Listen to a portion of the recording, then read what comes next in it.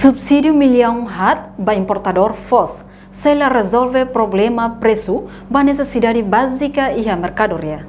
Terça-feira, chefe bancada Fretilin, deputado Aniceto Guterres Lopes Sateten, política no governo, atu for subsídio milhão hat ba importador FOS Sira, ne sela resolve problema stock FOS, ne bidadang ne preço continua sai e a mercadoria.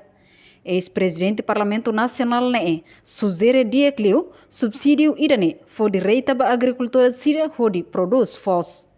Bahau política de Diecliu ne subsídio agricultor Sira para produz.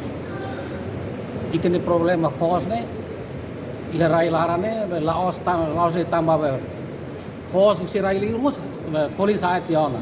Claro que mais ne folin sa itu la bele controla. Quando ite railara que la produção.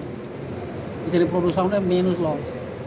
La to para tu consumo e railara ne ite é matimoret consumo lá tá.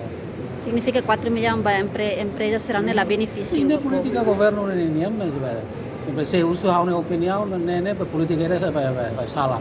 Ita la resolve problema ainda. Ita só vai resolve problema quando ita subsidia agricultor se produz. E oitavo governo de política cesta básica né é para incentiva agricultor se a tu produz. Nem uma cesta básica, mas agora ele nem vai sair outro, nem ita política ita tu resolve seida. Se atu para tu subsidia ba malo tambah companhia seira dificuldade, sim, mas nem ela resolve problema aí. Ba oi Tambah ia oitavo governo constitucional, ne política, hamoso programa cesta básica, ne atu incentiva agricultor Sira, hodi produz, no desenvolve economia, mas be ia nono governo ne, hasai hotu programa hirak ne. Reportagem Melda Fátima, Televisão Timor Post.